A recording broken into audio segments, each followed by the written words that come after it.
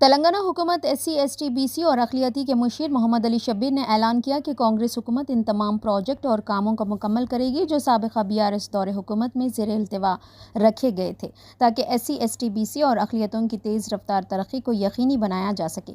شبیر علی چہارشنبے کو حج ہاؤس نامپلی میں محکمہ اقلیتی بہبود، وقف بورڈ اور حج کمیٹی کے عہدیداروں کے ساتھ جائزہ اجلاس منعقد کرنے کے بعد میڈیا سے بات کر رہے تھے۔ انہوں نے کہا کہ گارڈن ویو وقف مال جو کہ گزشتہ 17 سالوں سے زیر التوا ہے جلد مکمل کر لیا جائے گا۔ انہوں نے بتایا کہ 2005 میں ڈاکٹر YS راجشیکھر ریڈی حکومت میں اس وقت کے اقلیتی بہبود کے وزیر کی حیثیت سے انہوں نے 22 کروڑ روپے سے زیادہ خرچ کر کے حج ہاؤس کے دونوں طرف 2 زمین کے ٹکڑے خریدنے میں اہم کردار ادا کیا تھا۔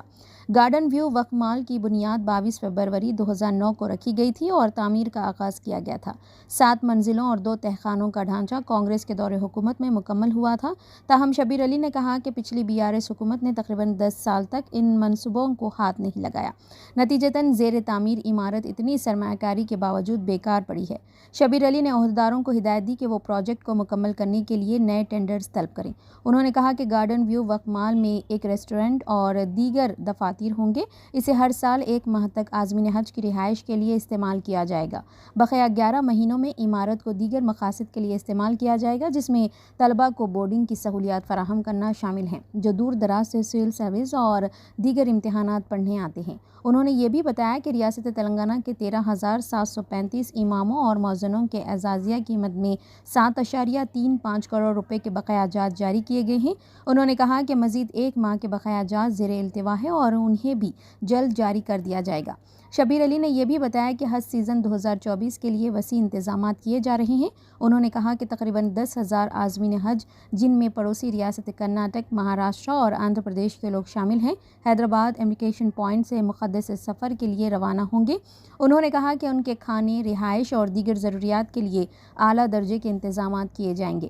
وقف بورڈ کے تعلق سے انہوں نے کہا کہ تلنگانہ میں وقف املاک کی حالت کا مطالعہ کرنے کے لیے جلد ہی ایک تفصیلی جائزہ اجلاس منعقد کیا جائے گا۔ انہوں نے کہا کہ سابقہ BRS حکومت نے وقف اداروں کو ان کے تحفظ کو یقینی نہ بنا کر برباد کر دیا تھا۔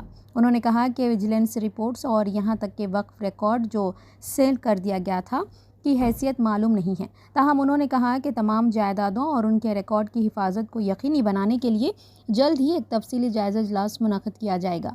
مزید انہوں نے کہا کہ وقف بورڈ میں خالی جائیدادوں بشمول 317 وقف انسپیکٹرز کی مرحلہ وار 1 سال کے اندر پر کی جائیں گی۔ شبیر علی نے کہا کہ تلنگانہ میں اردو کو دوسری سرکاری زبان کے طور پر نافذ کرنے کی کوششوں کی احیا کیا جائے گا۔ انہوں نے سابق KCR حکومت پر اردو اکیڈمی اور اس کے کمپیوٹر مراکز اور لائبریریوں کو فنڈز اور افرادی قوت نہ دے کر تباہ کر دیا۔ انہوں نے کہا کہ اردو اکیڈمی ادارہ بن کر رہ گئی ہے۔ انہوں نے کہا کہ اردو اکیڈمی کو مضبوط کیا جائے گا۔